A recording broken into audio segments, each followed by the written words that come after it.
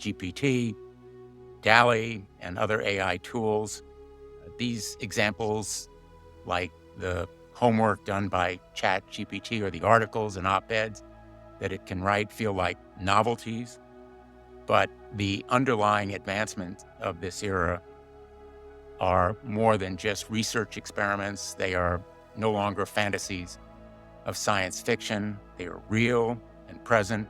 The promises of curing cancer or developing new understandings of physics and biology or modeling climate and weather, all very encouraging and hopeful. But we also know the potential harms, and we've seen them already: weaponized disinformation, housing discrimination, harassment of women and impersonation fraud, voice cloning, deep fakes. These are the potential risks despite the other rewards. And for me, perhaps the biggest nightmare is the looming new industrial revolution, the displacement of millions of workers, the loss of huge numbers of jobs, the need to prepare for this new industrial revolution in skill training. Mr. Altman, we're going to begin with you, if that's okay. Thank you. Thank you, Chairman Blumenthal, Ranking Member Hawley, members of the Judiciary Committee. Thank you for the opportunity to speak to you today about large neural networks. It's really an honor to be here, even more so in the moment than I expected. My name is Sam Altman. I'm the Chief Executive Officer of OpenAI. OpenAI was founded on the belief that artificial intelligence has the potential to improve nearly every aspect of our lives, but also that it creates serious risks we have to work together to manage. We're here because people love this technology.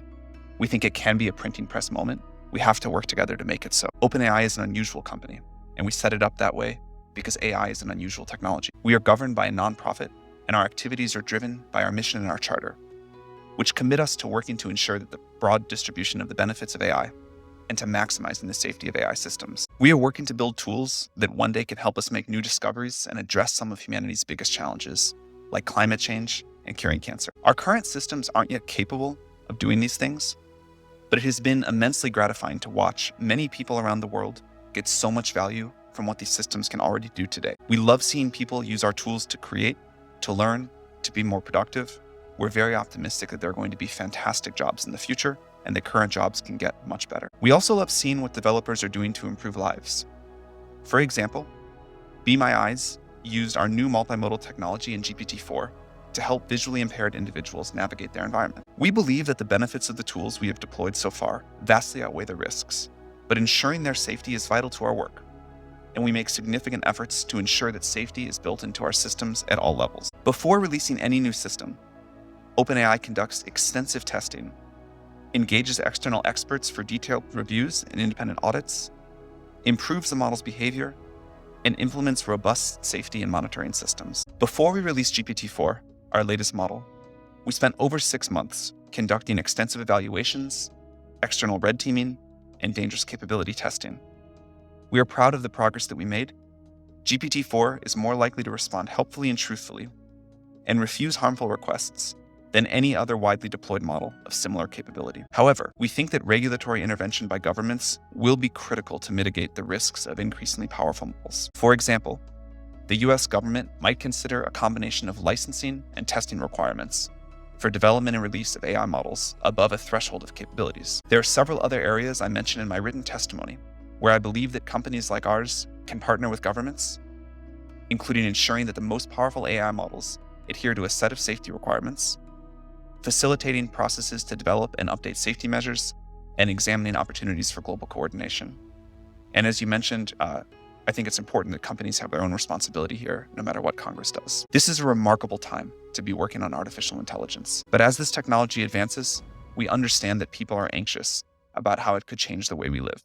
We are too. But we believe that we can and must work together to identify and manage the potential downsides so that we can all enjoy the tremendous upsides. It is essential that powerful AI is developed with democratic values in mind, and this means that US leadership is critical. I believe that we will be able to mitigate the risks in front of us and really capitalize on this technology's potential to grow the US economy and the world's.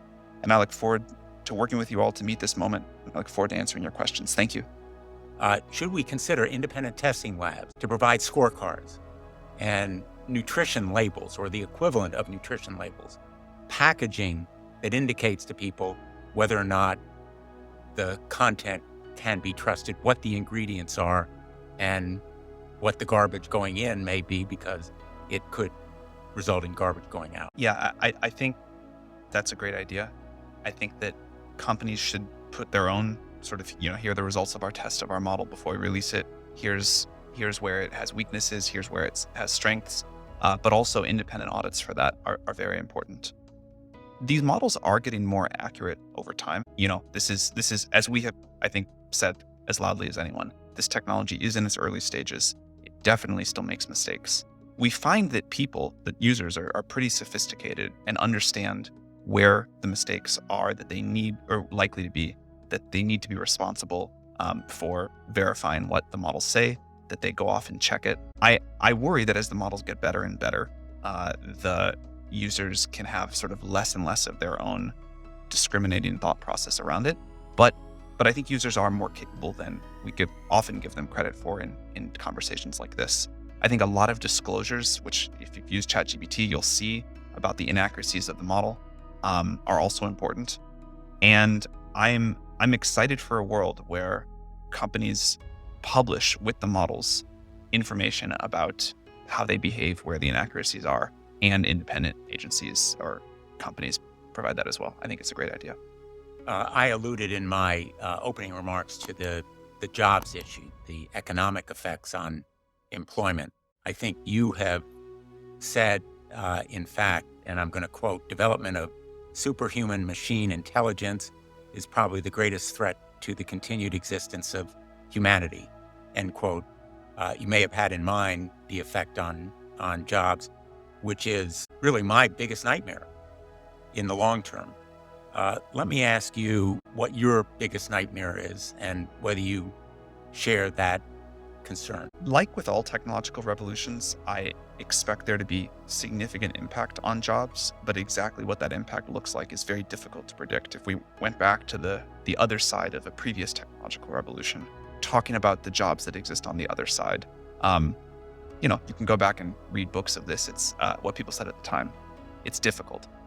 I believe that there will be far greater jobs on the other side of this, and that the jobs of today will get better. I think it's important.